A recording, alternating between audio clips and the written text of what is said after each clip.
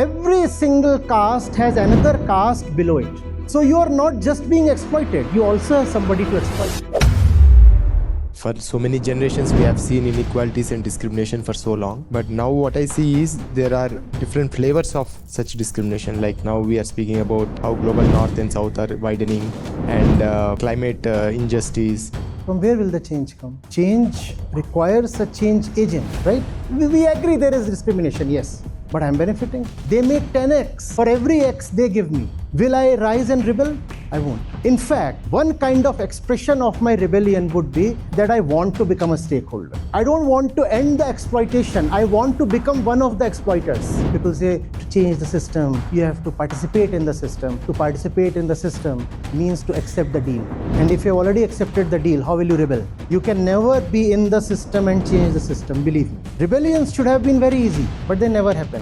Because these 1% know the trick. Keep the 99% engaged, happy, with little doles, little giveaways. The great thing is, the remaining 99.9% have these 0.1% as role models. When your exploiter becomes your role model, will you ever rebel? And when somebody tries to liberate you from your role models, your idols, it is not your idol that you attack, it is the liberator that you attack. I'm getting support from the animal kingdom.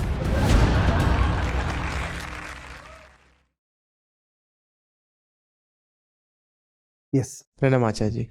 I'm Abhilash. I have a question related to discrimination. For so many generations, we have seen inequalities and discrimination for so long. There is income inequality, caste-based discrimination, gender-based discrimination, sexual orientation discrimination. And we have gone through this for many, many generations.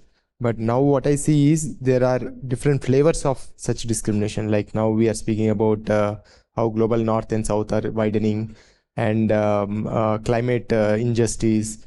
And I see that these discriminations have become more deep and also systemized.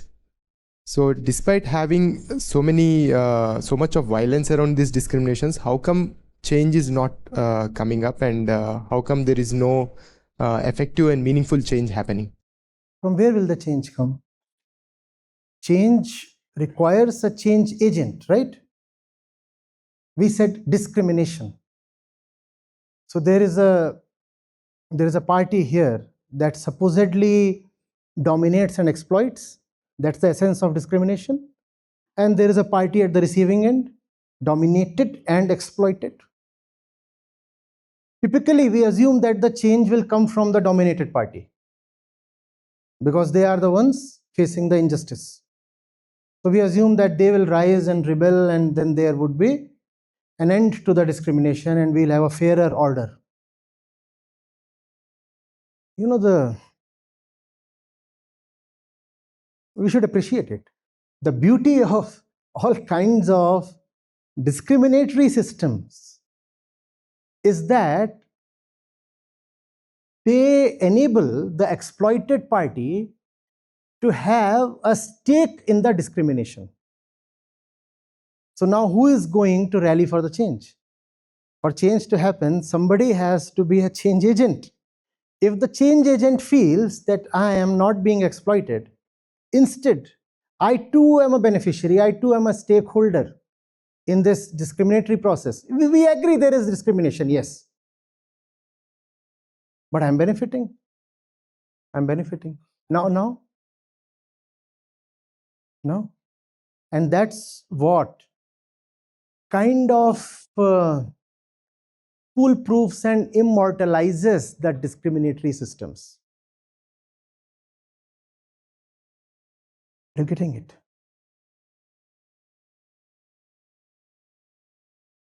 Take salary, for example. It's a very good example. So, I'm paid an amount, X, right? My employer, the stakeholders, the shareholders in the company, they make 10x out of my labor, my intellectual labor. They pay me X. They make 11x, they pay me X, they save 10x.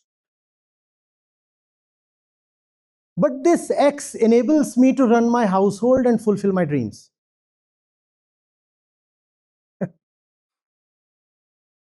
This X enables me to run my household, send my kids to school, buy a new car, pay my EMIs, please my parents, have some social status. Correct? I know they are exploiting me. They make 10x for every X they give me. Will I rise and rebel?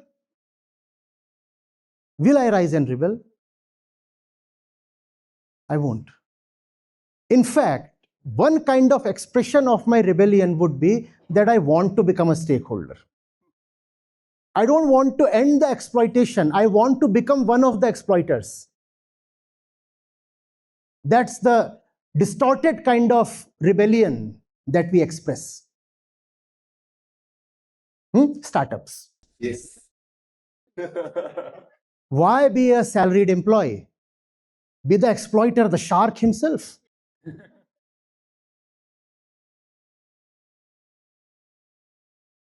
And icing on the cake, be called a job generator, an employment provider. Do you see this? The stereotypical housewife, everywhere, ubiquitous in Indian households. She knows what's happening to her. But she has been brought to a point she can do nothing without the husband. In all ways, she leans on the husband. She cribs. She beats her feet. She gets angry also. She throws tantrums. In whatever little ways she can express her dissatisfaction, she does that. But does she ever walk out? She can't, because she has a stake in the system now. That's the beauty of very, very finely made exploitative systems. They will not allow the exploiter to rebel, not by force, but by incentivizing with some little bit of grease. Tere liye bhi to kuch hai. Take the caste system, for example, the big monster when it comes to discrimination. Every single caste has another caste below it. So you are not just being exploited, you also have somebody to exploit. Don't crib so much, please. If somebody above you has kicked you in your stomach, you can go to somebody else and try out the same thing. Same thing. But sir, there must be a lowermost caste. Oh, they have their wives. When you have nobody to kick, then there is always the wife. But sir, wives, there are the kids.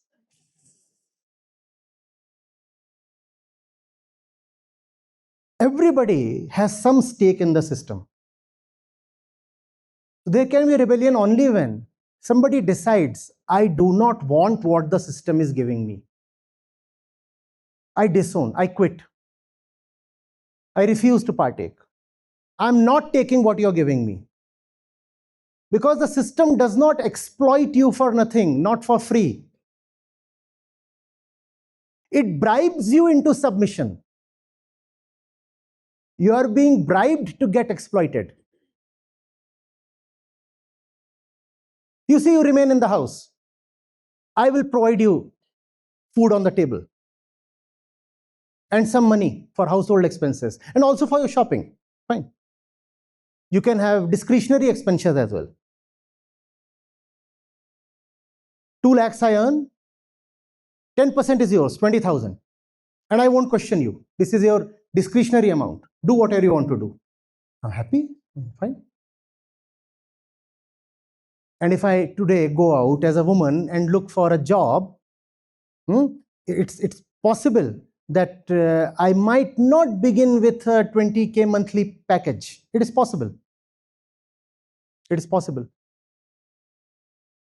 So I'm happy with the amount that I get. The exploiter incentivizes the exploited to get exploited. You remain exploited. I will give you something. Similarly, the global north and the global south. Have you not heard of zero interest loans and debt waivers? Huh? And what are these Bretton Woods institutions for? What are they for? Think of climate change. We know where the emissions have historically come from. Even today, we know where they're coming from. And when you look at per capita emissions, then the picture becomes even more clear where they are coming from. Will the global south rise and rebel? No. The exploiter enfeebles the exploited to such an extent that the exploited remains content with a few crumbs thrown at him.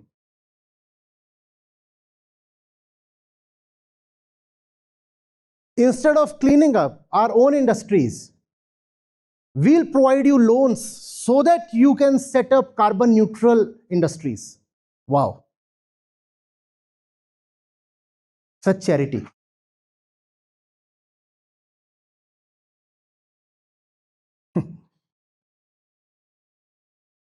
Are you getting it? You will never be, people say, to change the system, you have to participate in the system. Sir, to participate in the system means to accept the deal. And if you have already accepted the deal, how will you rebel? You can never be in the system and change the system, believe me.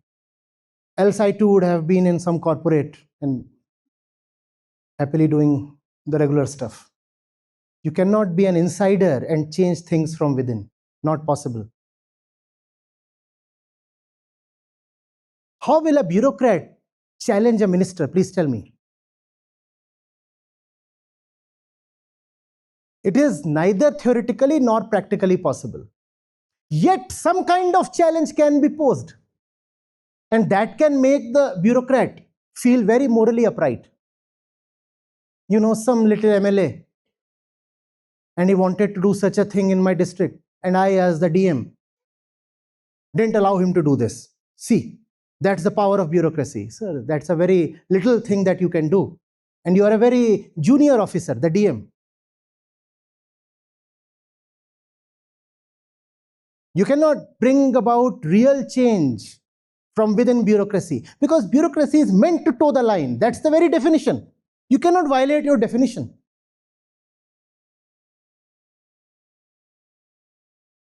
You are supposed to be the secretary to the minister. When you become a seasoned senior bureaucrat, what do you become? A secretary.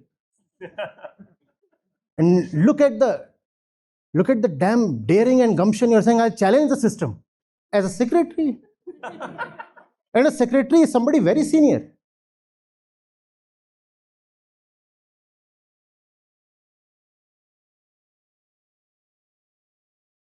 You don't do what the minister wants you to do, transferred in a minute. What will you change? Parked away in some obscure department. You see why discrimination continues? Because, see, we all are discriminated against. But we also have stakes in the system, little stakes. Our petty selfishnesses, they prevent any meaningful change. Great changes can happen because numerically the exploiters are always less than 1% of the population, always. Carbon emissions, just figure out how much do the top 1% exploiters contribute. The biggest culprits are just 1% in number. Rebellions should have been very easy, but they never happen because these 1% know the trick. Keep the 99% engaged, happy, with little doles, little giveaways. What do the governments do? What do you think these 80 crore or 100 crore people in India are being subsidized for? All kinds of free things. Huh? What kind of nation have we become that almost 100 crore people, 2/3 of our population, has to be given free food? But now that's the reason why those people won't rebel, because they are being given free food. This free food will not allow any change to happen. Instead, let me say, at the risk of being misunderstood, had we been starving, there would have been a rebellion. If you really are interested in seeing things change, if you don't like the face of the world as it is, don't participate in pre-existing systems. Or participate as little as possible. Or participate with a fixed intention. I'm participating to this extent, for this reason, for this duration.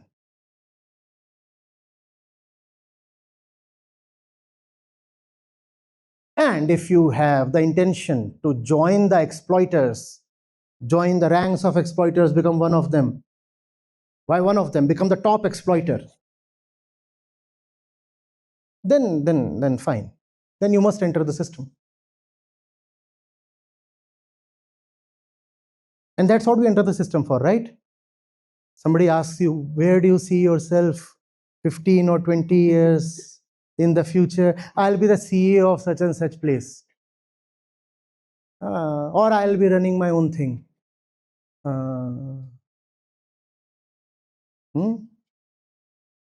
And squeezing blood out of millions.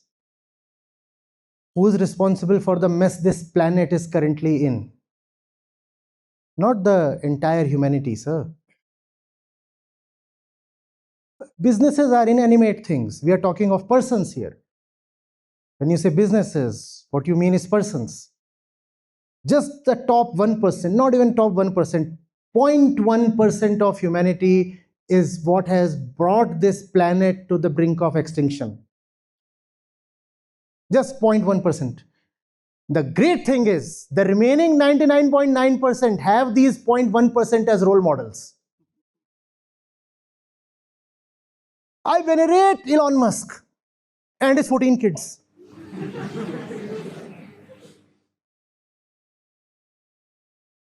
Is any change going to happen? When your exploiter becomes your role model, will you ever rebel?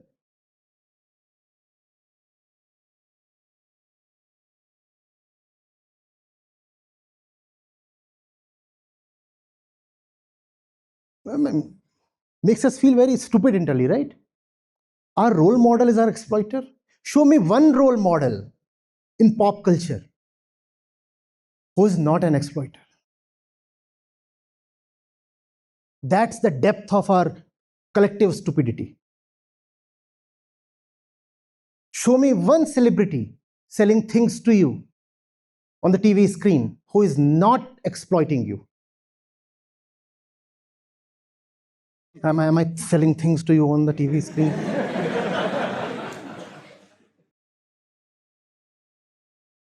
The only thing that I bring to you is the Gita Samagam. And even for that, I face so much flake. He's collecting donations.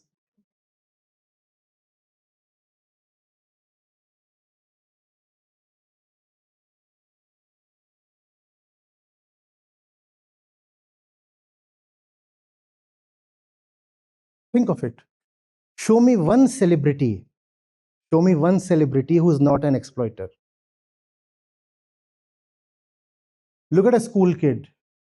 Show me one person he venerates who is not toxic.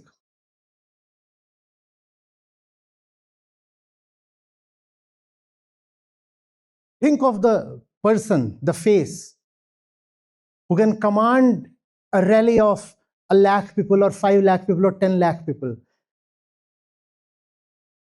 And tell me whether that face is benevolent Masses are self-destructive. They idolize those who traumatize them. If you want to know who is an enemy of the planet and humanity today, just conduct a survey and ask people, whom do you idolize?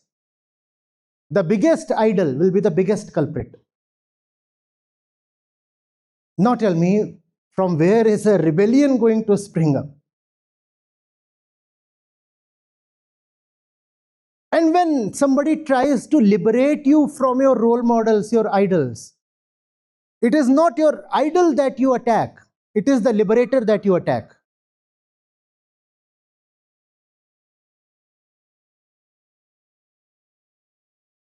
I'm getting support from the animal kingdom.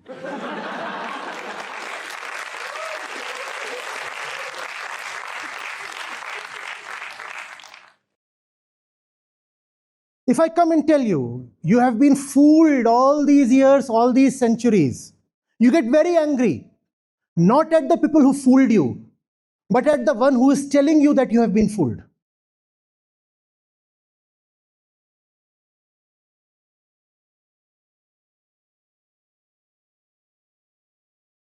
From where is a rebellion going to come? And I'm not yet saying revolution. I'm saying rebellion. I'm talking of the individual. A social revolution is none of my business. I'm talking of something within the individual. And from that, if something social follows, so be it.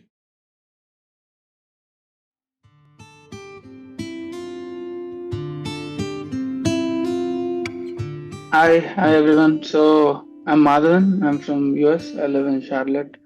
So I've been listening to Acharya ji from probably last 2 years intensely on YouTube. I started 2.5 years ago. I joined Gita sessions 1 year ago. So I went through an intense, seeking phase, like from last 3 years, I would say, looking into different directions. Couldn't find like what I really wanted, but I know that there was Acharya ji जैसा बोलता है बेचैनी वो तो था. So I was seeking multiple things. So some things I tried out, experimented, but finally what I understood is that all the other spiritual practices which we generally talk about, generally that is framed about, they are very much misinterpreted. As Acharya ji says, Acharya ji's teachings have really helped us, and to overcome and not fall in the trap, right? So I started reading his books too and other videos. So this is where books really help, guys. I mean, Acharya ji has books on topics like ego, Maya, right? And then when we go through these books, right, it gives a better knowledge about these things, and actually we don't fall into like some delusional traps or tricks when people take up big words and big make discussions on that.